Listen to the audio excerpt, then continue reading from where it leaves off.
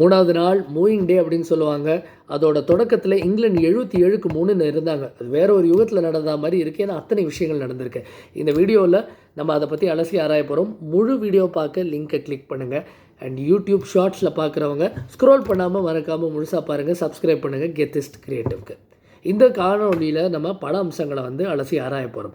உதாரணத்துக்கு இங்கிலாண்டோட ஒரு peculiar batting card. ஏன்னா அவங்க தொடங்கி 2வது ஓவரில் முகமது சிராஜோட முதல் ஓவரில் 2 விக்கெட் இன்றைக்கி எடுத்தார். அப்படியே அவங்க சரிந்தார்கள்.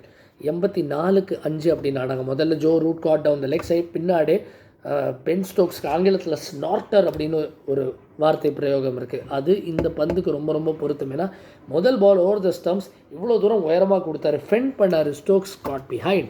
இதுக்கு அப்புறம் பார்த்தீங்கன்னா ஜேமி ஸ்மித் போன டெஸ்ட்டில் ரொம்ப இம்ப்ரெசிவ் ஆடினார். ஒரு நர்வி சிச்சுவேஷனை மேனேஜ் பண்ணி வெற்றி வாய்ப்பை தக்க வச்சு கொடுத்தாரு இங்கிலாண்டுக்கு.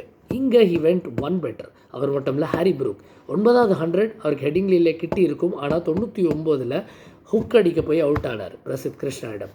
இன்றைக்கி விட்டதை சேர்ந்து பிடிச்சாங்க. எப்படி 303 ரன், ஏறத்தாழ ஒரு 61 ஓவர் அந்த காலகட்டத்தில். அதுவும் சும்மா அடிக்கலைங்க, பிரமாதமான டாக்டிக்கல் பேட்டிங். நடுவில் பிரசித் கிருஷ்ணா தொடர்ந்து பவுன்சர் அப்ரோச் ட்ரை பண்ணாங்க. அந்த டாக்டிக் ஒரு யுக்தியாகவும் எக்ஸிக்யூஷன் ரீதியிலையும் சுத்தமாக ஒர்க் அவுட் ஆகலை.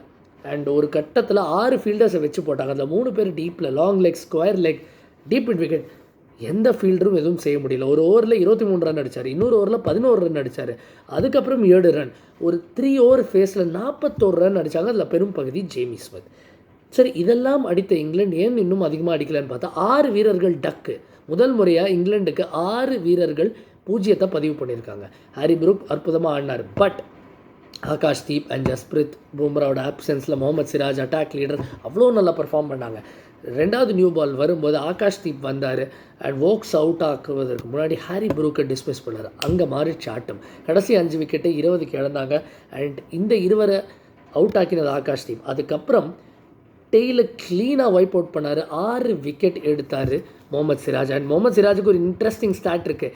எப்போதுமே பும்ராவை பற்றி ரொம்ப உயர்வாக பேசுவார். பட் பும்ரா இல்லாத டெஸ்ட்டில் இவர் 26 ஆவரேஜ் பண்ணிருக்காரு. பும்ரா இருந்த டெஸ்ட்டில் 34. ஸோ ஐ பிலீவ் இன் ஜெசிபாயின்னு சொல்கிறவர் தன்மேலேயே அவர் நம்பிக்கை வைக்கணும்னு நிறைய பேர் நம்பிக்கை வச்சாங்க. இதுக்கப்புறம் அஃப்கோர்ஸ் இந்தியா வந்தாங்க. அண்ட் இந்தியாவோட பேட்டர்ஸ் கேஎல் ராகுல், ஜெய்ஸ்வால் அதிரடியாக ஆடினாங்க. ஜெய்ஸ்வால் அவுட் ஆனாலும் கருண் நாயர் கடைசி வரைக்கும் கரை சேர்த்து கொடுத்தாரு. 244 ரன்கள் லீட். அண்ட் முகமது சிராஜ் ஒரு outstanding role. Second new ball எடுக்கும்போது கூட ஆகாஷ்தீப்புக்கு அருகாமையில் மிடானில் நின்றுட்டு அறிவுரை வழங்கிட்டு இருந்தார். And very very well deserved 5 wicket haul. 4வது 5 விக்கெட் ஹால் அவருக்கு இங்கிலாண்டில் முதல் 5 for